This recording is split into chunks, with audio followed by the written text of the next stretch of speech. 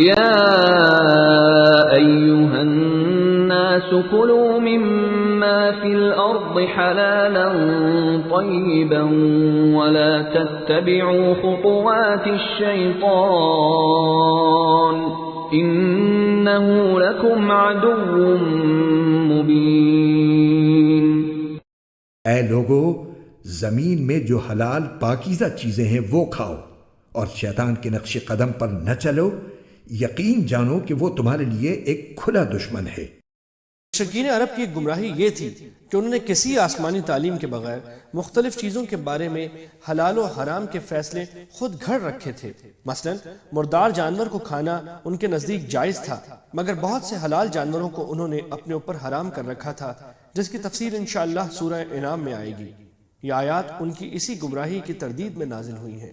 انما یأمرکم بالسوء والفحشاء وان تقولوا علی اللہ ما لا تعلمون۔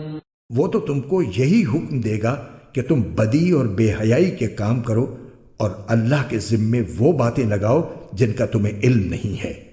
یعنی ان وہمی رسموں اور پابندیوں کے متعلق یہ خیال کہ یہ سب مذہبی امور ہیں جو خدا کی طرف سے تعلیم کیے گئے ہیں، دراصل شیطانی اغوا کا کرشمہ ہے، اس لیے کہ فی الواقع ان کے من جانب اللہ ہونے کی کوئی سند موجود نہیں ہے۔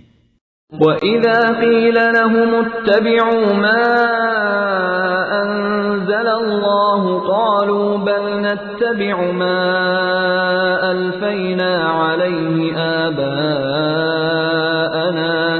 أَوَلَوْ كَانَ آبَاؤُهُمْ لَا يَعْقِلُونَ شَيْئًا وَلَا يَهْتَدُونَ۔ اور جب ان کافروں سے کہا جاتا ہے کہ اس کلام کی پیروی کرو جو اللہ نے اتارا ہے، تو وہ کہتے ہیں کہ نہیں، ہم تو ان باتوں کی پیروی کریں گے جن پر ہم نے اپنے باپ دادوں کو پایا ہے۔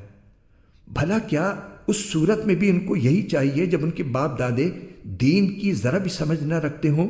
جس پر ہم نے اپنے باپ دادا کو پایا ہے۔ یعنی ان پابندیوں کے لیے ان کے پاس کوئی سند اور کوئی حجت اس کے سوا نہیں ہے کہ باپ دادا سے یوں ہی ہوتا چلا آ رہا ہے۔ نادان سمجھتے ہیں کہ کسی طریقے کی پیروی کے لیے یہ حجت بالکل کافی ہے۔ وَمَثَلُ الَّذِينَ كَفَرُوا كَمَثَلِ الَّذِي يَنْعِقُ بِمَا لَا يَسْمَعُ إِلَّا دُعَاءً وَنِدَاءً صُمٌّ بُكْمٌ عُمْيٌ فَهُمْ لَا يَعْقِلُونَ۔ اور جن لوگوں نے کفر کو اپنا لیا ہے، ان کو حق کی دعوت دینے کی مثال کچھ ایسی ہے جیسے کوئی شخص ان جانوروں کو زور زور سے بلائے جو ہانک پکار کے سوا کچھ نہیں سنتے۔ یہ بہرے، گونگے، اندھے ہیں، لہذا کچھ نہیں سمجھتے۔ ان کی حالت بالکل ایسی ہے جیسے چرواہا جانوروں کو پکارتا ہے اور وہ ہانک پکار کی صدا کے سوا کچھ نہیں سنتے۔ اس تمثیل کے دو پہلو ہیں، ایک یہ کہ ان لوگوں کی حالت ان بے عقل جانوروں کی سی ہے جن کے گلے اپنے اپنے چرواہوں کے پیچھے چلے جاتے ہیں اور بغیر سمجھے بوجھے ان کی صداؤں پر حرکت کرتے ہیں، اور دوسرا پہلو یہ ہے کہ ان کو دعوت و تبلیغ کرتے وقت ایسا محسوس ہوتا ہے کہ گویا جانوروں کو پکارا جا رہا ہے، جو فقط آواز سنتے ہیں مگر کچھ نہیں سمجھتے کہ کہنے والا ان سے کیا کہتا ہے۔ اللہ تعالیٰ نے الفاظ ایسے جامع استعمال فرمائے ہیں کہ یہ دونوں پہلو ان کے تحت آ جاتے ہیں۔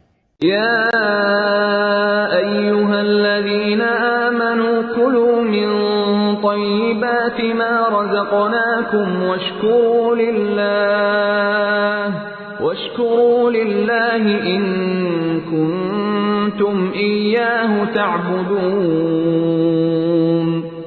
اے ایمان والو، جو پاکیزہ چیزیں ہم نے تمہیں رزق کے طور پر عطا کی ہیں، ان میں سے جو چاہو کھاؤ اور اللہ کا شکر ادا کرو اگر واقعی تم صرف اسی کی بندگی کرتے ہو۔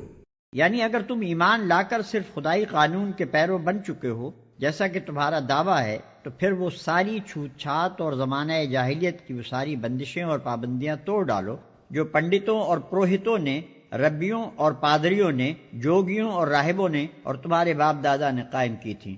جو کچھ خدا نے حرام کیا ہے اس سے تو ضرور بچو، مگر جن چیزوں کو خدا نے حلال کیا ہے انہیں بغیر کسی کراہت اور رکاوٹ کے کھاؤ پیو، اسی مضمون کی طرف نبی صلی اللہ علیہ وسلم کی وہ حدیث بھی اشارہ کرتی ہے جس میں آپ نے فرمایا کہ جس نے وہی نماز پڑھی جو ہم پڑھتے ہیں اور اسی قبلے کی طرف رخ کیا جس کی طرف ہم رخ کرتے ہیں اور ہمارے ذبیحے کو کھایا وہ مسلمان ہے۔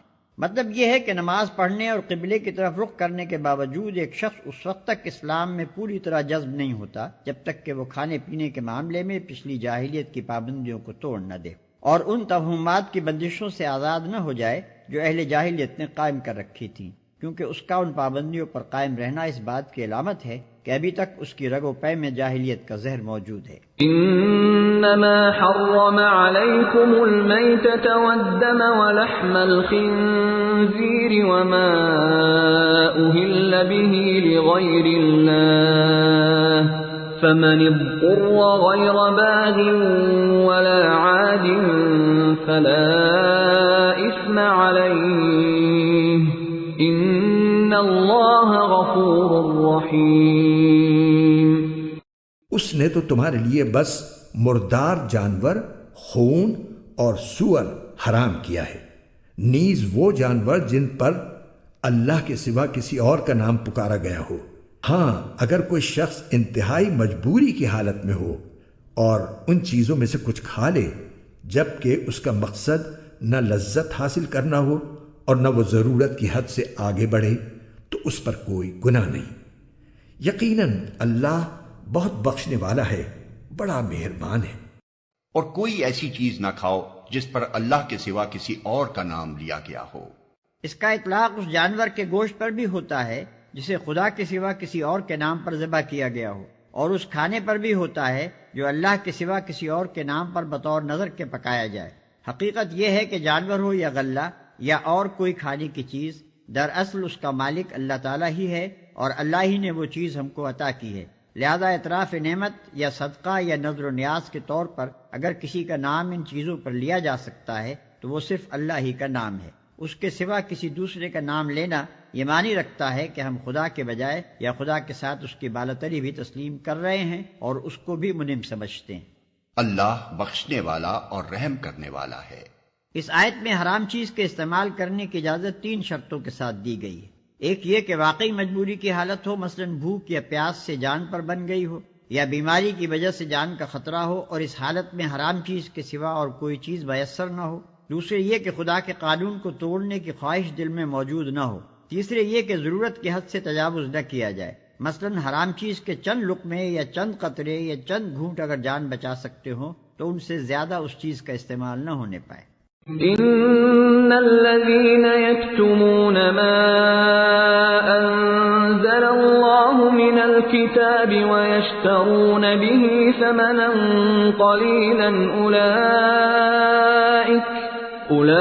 اولئك ما يأكلون في بطونهم الا النار ولا يكلمهم الله يوم القيامة ولا يزكيهم ولهم عذاب أليم۔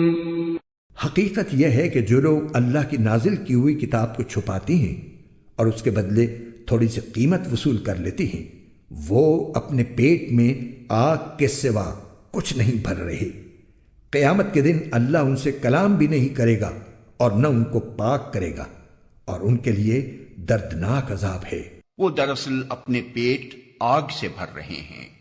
مطلب یہ ہے کہ عام لوگوں میں یہ جتنے غلط توہمات پھیلے ہیں اور باطل رسموں اور بیجا پابندیوں کی جو نئی نئی شریعتیں بن گئی ہیں، ان سب کی ذمہ داری ان علماء پر ہے جن کے پاس کتاب الہی کا علم تھا مگر انہوں نے عامہ خلائق تک اس علم کو نہ پہنچایا۔ پھر جب لوگوں میں جہالت کی وجہ سے غلط طریقے رواج پانے لگے تو اس وقت بھی وہ ظالم منہ میں گنیاں ڈالے بیٹھے رہے، بلکہ ان میں سے بہتوں نے اپنا فائدہ اسی میں دیکھا کہ کتاب اللہ کے احکام پر پردہ ہی پڑا رہے۔ نہ انہیں پاکیزہ ٹھہرائے گا۔